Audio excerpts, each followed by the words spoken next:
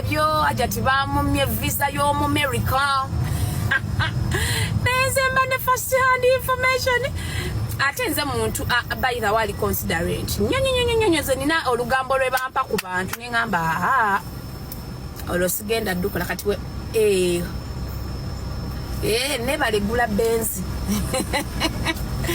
Mwagala nesomenti nvuga benzi munsange mwali ya munyombese. Nvuga haliya. So, semba no lugambo luli legit. Nkabi ebiri wa Hajjati. Hajjati bamumye visa. Naye Hajjati agezeeko Shengeni. Yeteeke ku kasika Iceland, Belgium, Germany muzibumu, France muzibumu. Ofunayo bw'obusino obwefunza Hajjati. Naye Spain bangamba naye Spain naku zino ya tighteninga eringa Germany. So Hajjati gega mawulire ga Hajjati agaliwo bamumye visa banene omuntu omulala omulwadde nnyo Hajjati Zula guno omusango gwa Haji ye gwe bakata Haji gwe bakawa bail Haji Ali he's in critical condition bera esinungi Hajjati yesterday abadde ayagala genda mu America yasabye visa nagwa interview n'emulema nebyo biri common bantu bangi bagudde interview naddayo ogwokubiri n'agiyita gw'omuzungu omumanyi kadinsa wali we yeekambuwaza. So Hajjati nza bw'aba ayagala kubomba agezeeko Schengen countries osofunayo akasike keweefunza Mukama n'akuyamba ne kiwakinga out bulungi nga bw'oba okibaza n'ofuna visa. So byebyo ebya Hajjati. Ndowooza nga wemubuulidde jjukira twawulirako ebintu bino nga bagamba nti omuntu eyakukusanisha okumutwala simanyi Mexico mbu muntu wa Hajjati era bwe batutegeereza nti omuntu oyo yali yasuubiza ne Hajjati okuba nga amujja mu Uganda sitole zibadde ziyitiŋŋana era nga kigambibwa nti oba oliyawo kyali kigendererwa nti singa Alhaji Mwizera oba Haji Mwizera baba nga bamuggalidde oba ne bamusalira awo nno kiba kimwanguyira agendere eddala n'omuntu oyo kigambibwa nti omuntu oyo muninkini we oba muganzi we oyo era gwe bagamba nti ebintu bino byonna ebigenda mu maaso mbu yaseesaamu awo simanyi ninga ge mawulire agatambula nga tuvuddeko munnange RDC atabukidde ki abali b'enguzi bannange awanda muliro atuse n'okugamba nti bw'oba tatidde oba bamukola ekibi bakimukole naye ng'abyatudde mu maaso ga kamera. Balamusizaako mwenna Abannayuganda amannya nga bulijjo nzize okwekubira omulanga President Museveni yingira mu nsonga zaffe. Anti-Corruption Unit kye kitongole ekikyasinze okulya enguzi. Anti-Corruption Unit kye kitongole ekigenda ossuula Uganda ogikuba ekigo. I'm ready to die. Naye nga njogedde amazima. Kuba President Museveni tomanya biri mu Anti-Corruption Unit.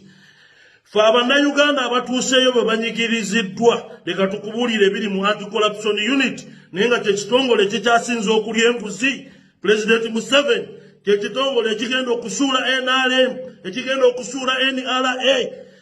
Bannayuganda buli muntu yenna anyigiriziddwa mu Anti-Corruption Unit tebalina we bagiwaaba tolina woyinza kugiwaaba okujjako wa President Museveni President w'omuntu owansi.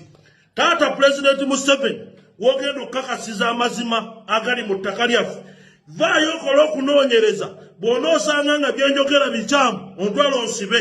Anti-Corruption Unit kye kitongole ekikyasinze okulya enguzi. Muleme kwonoona gavumenti ya President Museveni muleme kwonoona gavumenti ya President Museveni nga muli enguzi aba Anti-Corruption Unit baabateekawo okulwanyisa nguzi.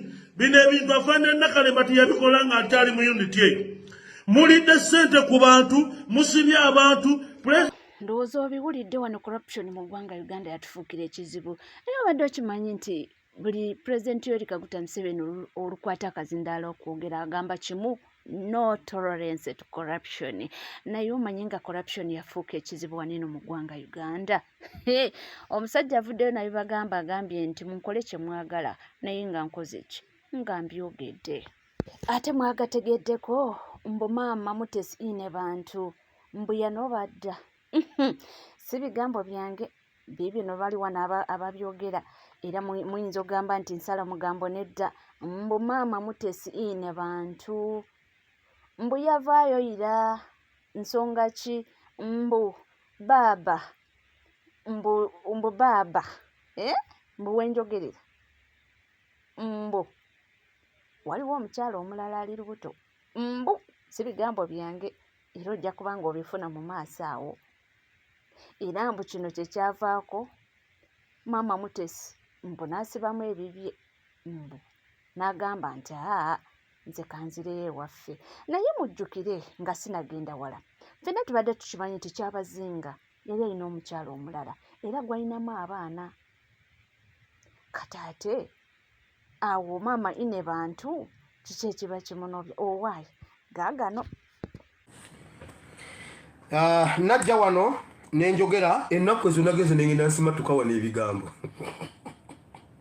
Bayole RDC Bayole do you feel zahiti muwala wa Bayole yazzeeyo najja wano bikintu kyankwata kingamba kale byogere nembyogera mbu maama werandani ayina olubuto omunyarwanda webusoga yanobye nekyo nakyo kikiraba nga banaye nga twarwana lutalo nga twakuba mundu muwala wa Bayole yazzeeyo muwala wa Bayole yanobye mumanyira bani mutusibako omuwala omunyarwanda mbuno omusoga taata ali singo ati nze mbyogera inze wendio byogera wewawe byamazima mbyogera ne webiba biriruddawa muwala wa Bayole yanobye ebidiba bidde erinnyini byo muwala wa Bayole Bayole okakasa gwozaala oyo omwana Bayole oli munyarwanda ne mumala okutulimba mbu oyo omuwala musoga abanyarwanda ne bajja ne bagamba era ndaba ne busoga ffe tuyina omulangira era ffe era tujja batwala ne kabaka wamwe tumutwala okuva ebusoga kuba abanyarwanda ffe tufumbayo naye mwani abagamba okulaba gundi video zange omukazi yalabye video nga njogera ku mama weranda agenda kubawo omumbejja mbu muwala wa Bayole yanobye noba todda ddayo wa Bayole ebidiba bidde erinnyini byo Mutesi wa Bayole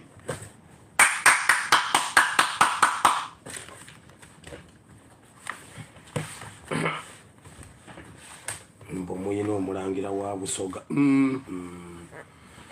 bajjajjaffe ebifundikwa bye baaleka basibidde busoga lyejja okutambulirako paka Yesu lwalidda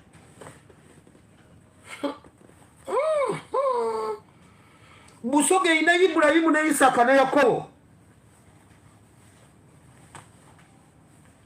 Katonda yajawula olusoga ku Lunyarwanda alina ensonga lwaki abasoga ebyabwe babikwata bwe batyo boogera bwe batyo bali awo bwe watyo balina ensonga lwaki abasoga si Banyarwanda ebidiba bidde erinnyini byo muwala wa Bayole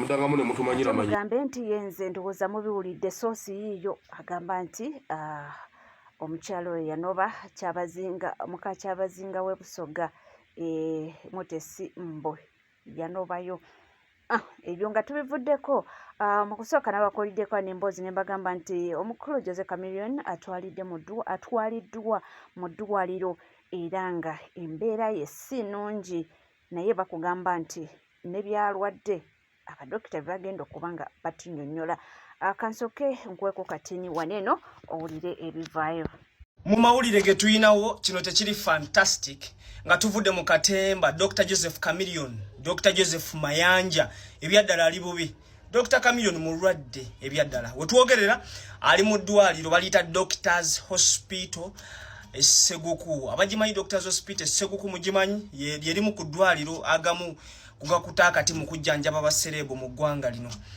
Dr. Joseph Chameleone tumuteeke mu ssaala zaffe tumusabire ebyaddala ali bubi kuno si byakusaaga obulwadde bwa ddala tujja kuba twongera okubawa information bwe tunaba tufunye obulwadde obutuufu obumuluma but so far okuva mu nsonda ezeesigika Kyentegeddeko nti Dr. Joseph Chameleone alina obulwadde bw'okkankana. Simanyi oba babuyita bati obwo naye nga asobola okuba nga ali awo n'akankana out of the blue.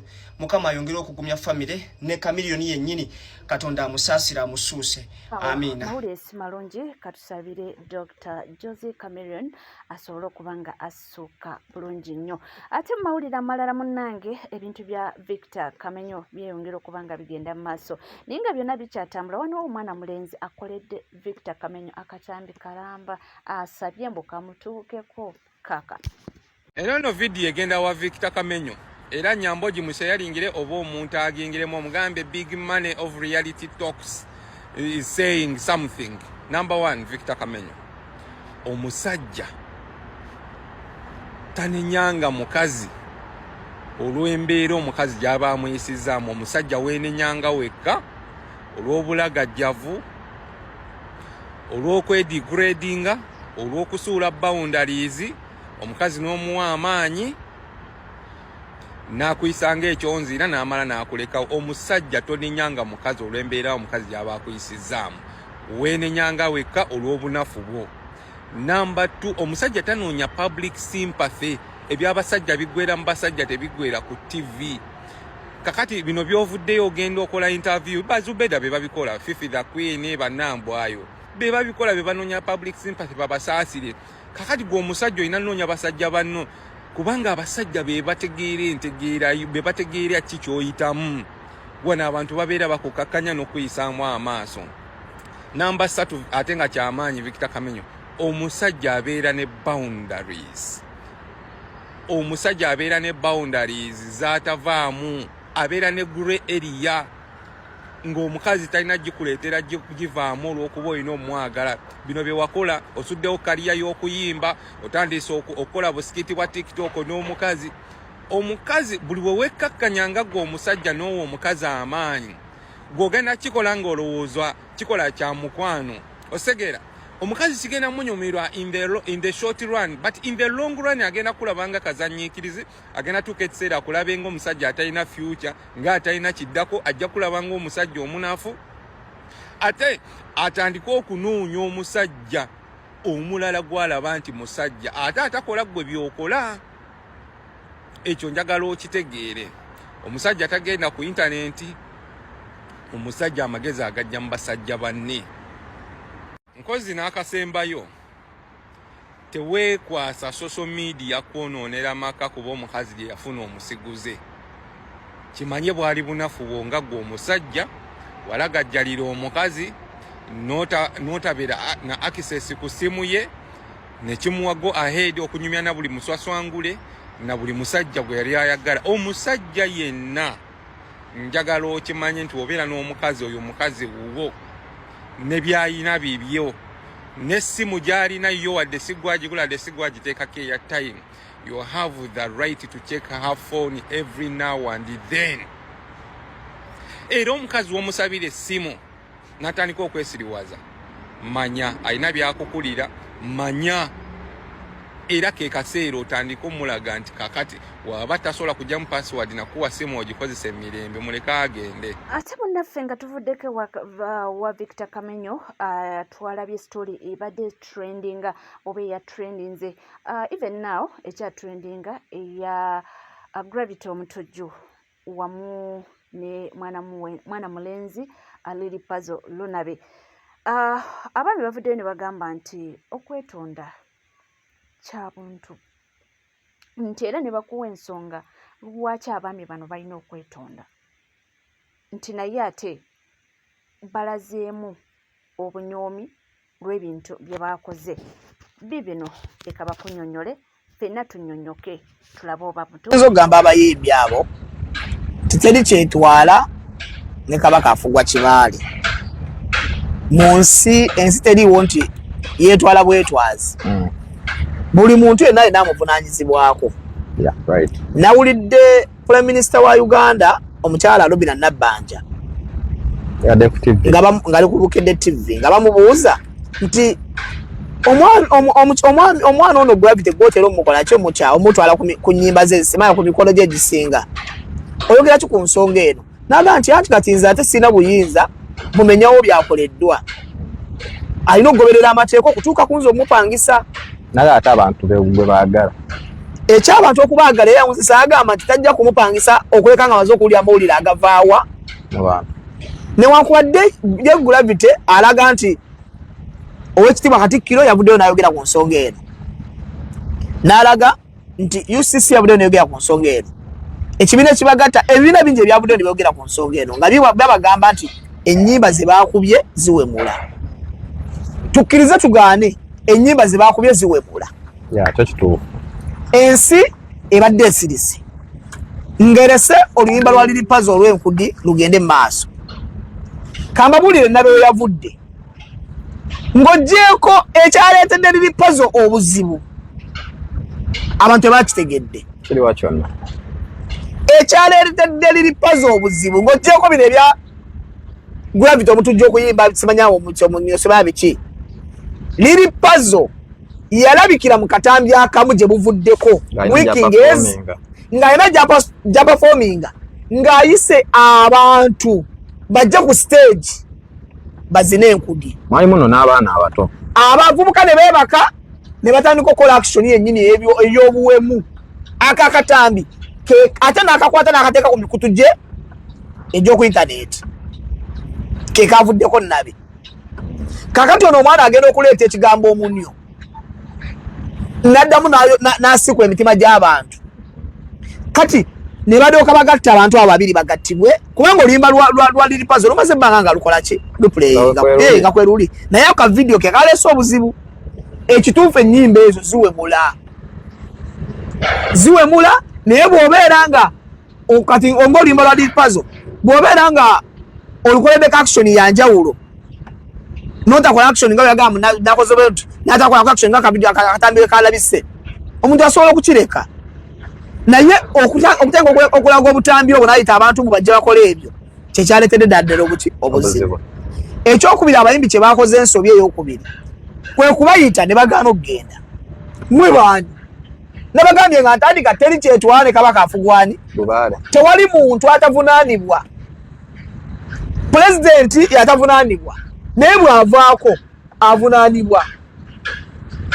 Kakati gwe tosobola agamba nti oli waggulu w'amateeka bakuyise omanyi bakuyita embuga tebuba buganzi naye bakuyise ebitongole byegasse ekibonerezebwa kubonerezebwa ku mpewo ekigatta abayimbi ekigatta obuntu bulamu ekigatta ennono n'obuwangwa ebitongole byonna byegasse bikuwandiikidde ebbaluwa nti Lili Puzzle ne Gravity omutujju jangu weewozeeko n'ogaana okugenda keekamu ku kabonero akalaga nti abantu bano tebalina babawabula. Ekyokubiri Oweekitiibwa Katikkiro wa Buganda avuddeyo ayogedde ku nnyimba zammwe era aziweze ne mumwanukuza ebigambo ng'ebyo bye mwayogedde ne mumwanukuza mwe baani. Kati kambabuulire kino mwe musigadde kwogerwako ati bwogerwa mwe mukiikiridde abalala abaliddawo abo kati baagudde kompuliti si bakuddangula. Katikkiro wa Buganda osobola okumulumba n'omwogerera ebigambo nga twala ku internet batera okumwogerera naye nga toyina kyotunda mu bantu nga toyina kyoli era abantu bangi bavaayo ne bamulumba naye nga toyina kyokola ki kyofiirwa. Ebbanga lino nonna bempulira abantu bavaayo bayogera buli muntu yenna alina kyafiirwa simulyako ng'akola statement yonna ng'alumba Katikkiro wa Buganda newankubadde balaga nti waliwo abantu abamu abakola ki amulumba. Tewali yadde kansala owa Ggombolola esooka ey'okusatu ali mu kibiina kyaffe oba omuntu yenna ali mu kyekya omukulembeze yenna nowaba chairman wa kyalo yali akoze statement yonna ng'alumba Oweekitiibwa Katikkiro okuggyako Gashumba abamulumba tebalina kye bafiirwa kubanga Gashumba nga Gashumba alina kyafiirwa aye avaayo ne yeetonda juzi naye nga talina yamanya kubanga yavaayo n'ayogera ebyo ebigambo naye ogenda okulumbagana tosobola kugamba nti Gashumba omusenguwavu aguddeyo agenza yeetonze. Kati gwani avaayo olumbe Ssaabasajja Meeya Katikkiro wa Buganda. Lili Puzzle oyimirire ku TikTok kati ngo omusango nagwo gwakubiri ogw'okuvaayo n'olengezza Oweekitiibwa Katikkiro obanga alengezza Ssaabasajja Kabaka. Kati abawagizi boli munnabasaka byonna obimanyi tolina mandate esobola kwogera ku Oweekitiibwa Katikkiro ng'avuddeyo n'ayogera. Baabadde balina kwetonda ne bakkiriza ensobi zaabwe ze baakoze ne beetonda. Kati kyo kanti bagambe olaba abantu bonna n'abatudde bonna ne basalawo babayite basobola okukola ebbaluwa nebataddawo promota n'ogwo addamu kubapangisa yadde promota n'ogwo newatabawo yadde ebbaala neeki newatabawo yadde essomero n'eri newatabawo yadde muntu n'ogwo addamu kukolagana nammwe oba oyagala okumanya nti onera obwakabaka bwa Buganda kukikwatagana n'olulimi Oluganda be bannannyinirwo basobola okuyisa ekiwandiiko kimu n'okyayibwa okuva ku musajja wa kabaka asooka wansi musajja wa kabaka ow'omutuba abakisibayo bonabona okuva ne bakukyawa paka waggulu. Naye kati Sadiika omuntu ajja kubuuza okwemula kutandise leero lwaki kati? Okwemula tekutandise leero naye buli kintu kiba n'obudde bwakyo. Abantu bangi bazze bawemula simanya embo simanya biki ba master blaster naye bagenzeewo abawemudde ennyimba zaabwe zitambudde. Yasiba mikwano sijja kusuuka waawo naye nga nkujjukizamu nti tuli ku NCK TV era bw'oba oliyeyo nga tona subscribinga kekadde subscribinga ringinga that notification bell sharinga likinga amawulire ko mangi nnyo nnyini ddala atovaawo tujja kuba nga tukomawo n'amala mangi nnyo.